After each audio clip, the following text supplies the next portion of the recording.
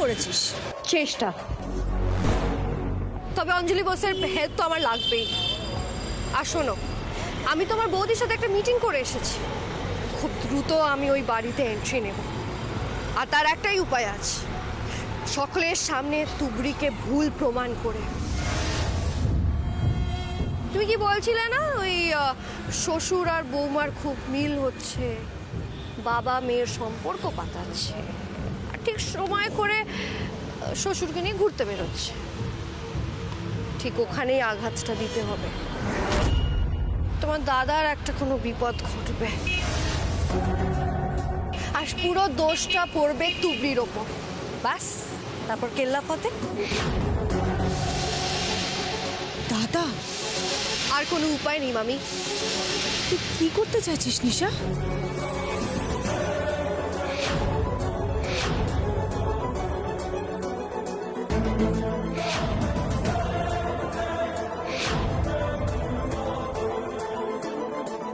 নিশা, নিশা, দাদার যদি কিছু হয়?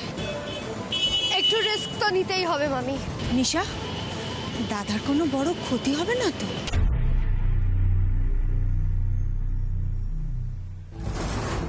বড় ক্ষতি হলে হোক না, আমার শোধ নেওয়া হবে। অঞ্জলি বোসের ওই চর মারা যে এখনো আমাকে ঘুমোতে দেয় না। এরপরে হয়তো আমি ঘুমোতে পারবো।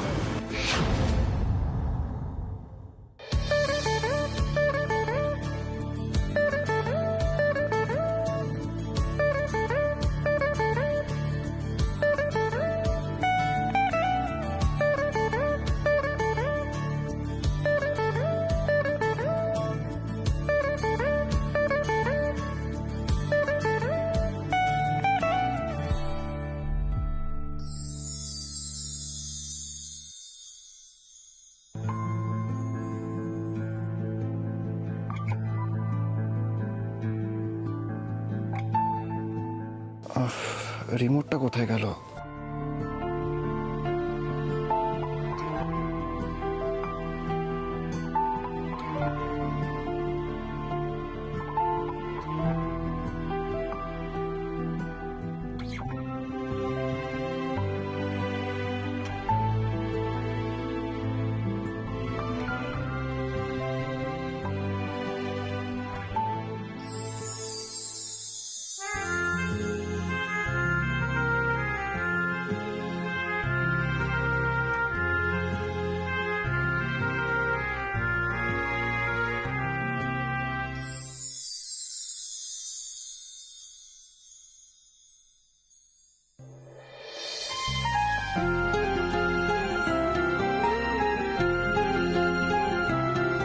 বাবা, আমরা হেঁটে ঘুরতে নাই যেতে পারি, কিন্তু হাত ধরে তো যেতে পারি।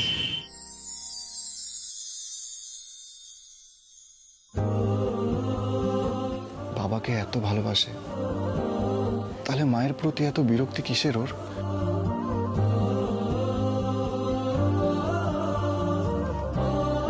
তুমি আমার বাবার প্রতি এত কেয়ারিং, এই অবস্থায় যদি আমি তোমার গায়ে চাদর না দিই।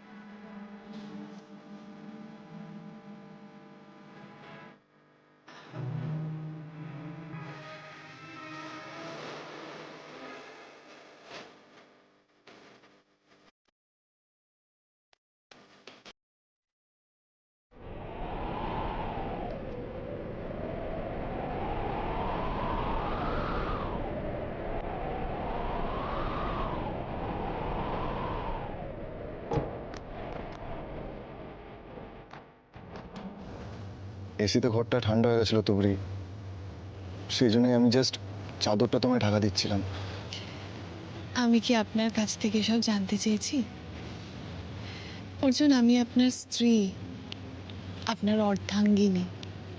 চাদর দেওয়ার জন্য হলেও আপনি আছেন তো, छुप छुप के दिलवर का दीदा সেটুকুই আমার পরম সৌভাগ্য।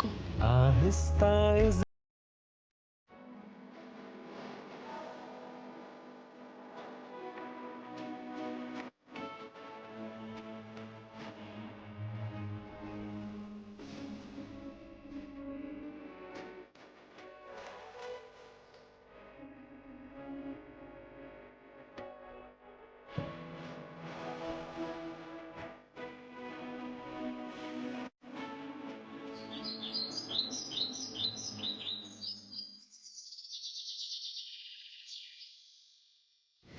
গুড মর্নিং ঠাম্মা।